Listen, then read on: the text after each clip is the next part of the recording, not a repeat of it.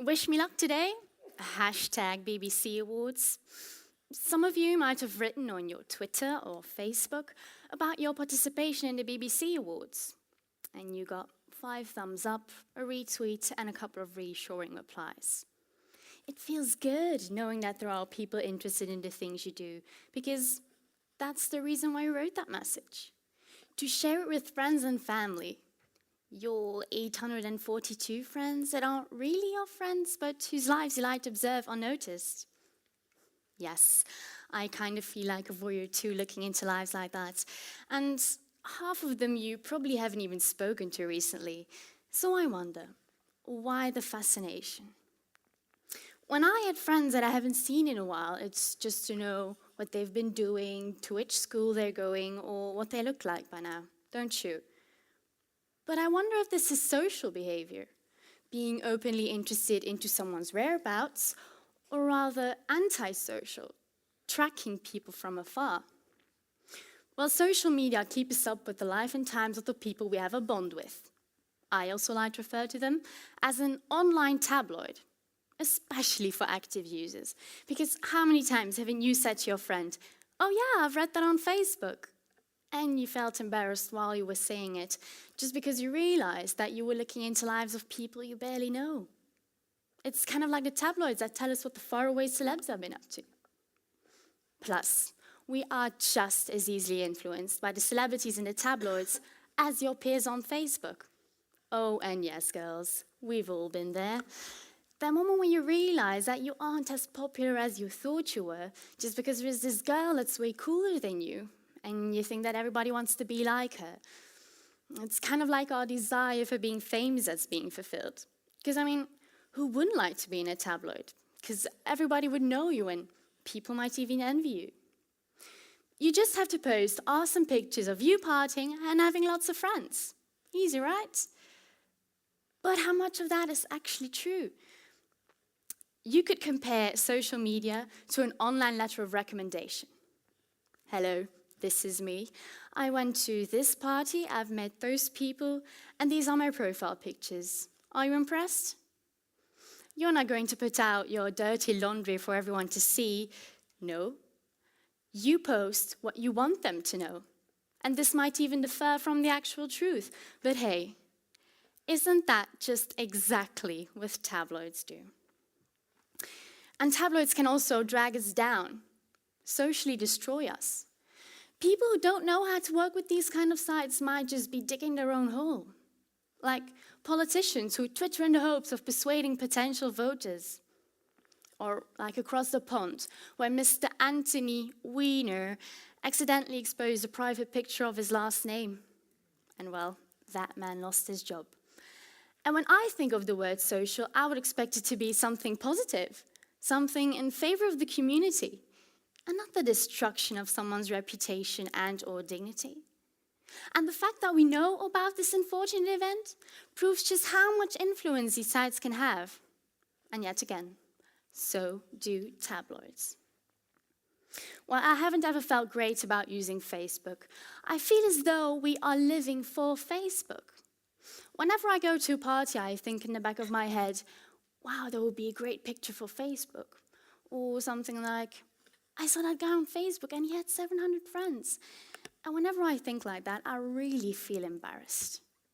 And plus, we all want to be as popular as our fabulous Facebook friends, and it makes us insecure.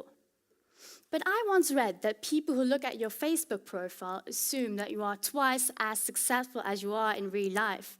So how could you ever compare your life to theirs? And people who agree with me that social media are just like tabloids, then what about those celebrities that are being trashed in tabloids full of lies? And the exact same thing could happen to you on Facebook, because you don't realize how many people are reading what you're posting. If communication happened face to face, everything would be dealt with faster, everybody would reply at the correct time, and everybody would hear the intent of your sentence, so there would be no false assumptions. And where is the satisfaction of an actual conversation? I'm sure there'll be people who disagree with me, so tweet me if I'm wrong. Thank you. Thank you, Ms. Naomi Roelens. Ladies and gentlemen of the question team, do we have a question? Yes, Naomi. Do you think there should be a legislation as to what you can post on the internet? Or Facebook? I think it would be a good idea, because people would realize that it isn't okay, that it is dangerous to put certain things on the internet.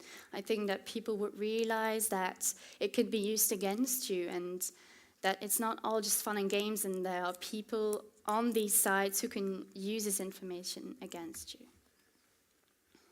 Any questions from the audience? Yes, please. Should how to properly use social media be taught in schools? Well, I think that's just that's not really going to help. Well, I've personally I have a bad experience with the social media, and it taught me this, that it's dangerous to be on these sites, and I think that people will learn more by making mistakes. It's a nice idea to teach this in schools, but I think it won't really help. Any other question? Yes, sir.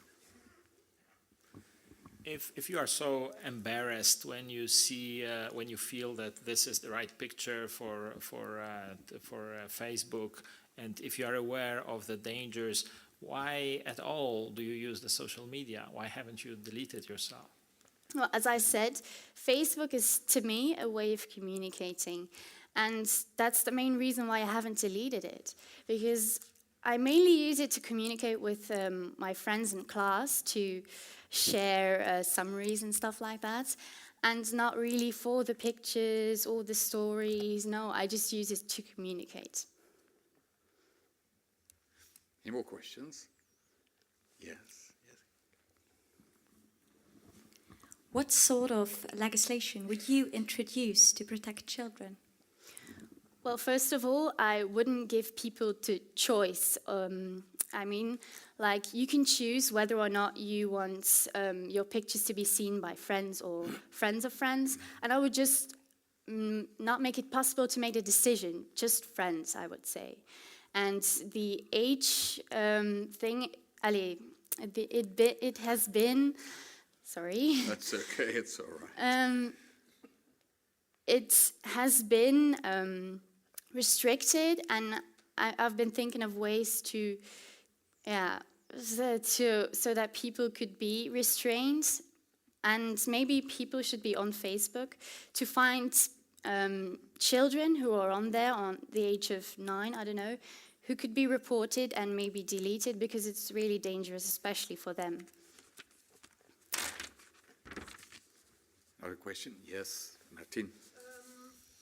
I'm not on Facebook because I've got the impression that what you find there, what you read there, is all very superficial and silly stuff. Have you ever read really serious things on Facebook? Well, there are certain groups that consider serious information, and so like politicians who could be on these sites to persuade voters. It can be definitely serious, but I think that that main purpose of people who are on these sites is just superficial information. Yeah. Got time? Yes, Kathleen. How do you feel about reports of youngsters that have been the target of proper bullying on social networking sites? How do I feel about that? What do you suggest we do about that? A solution. Well, I can't really give a solution because it's to the person who's being bullied to really sort that out. But I would say, if you're being bullied, you could just delete that friend, and you don't really need to be in touch with that person. But as I said, when you post things, it can be used against you, so you really can't help it when people in school confront you with your status or something. I can't really do anything about that. But yeah, I would just suggest deleting that person or blocking them even. Okay, thank you. Well, thank you so very much, Ms. Naomi Roelens.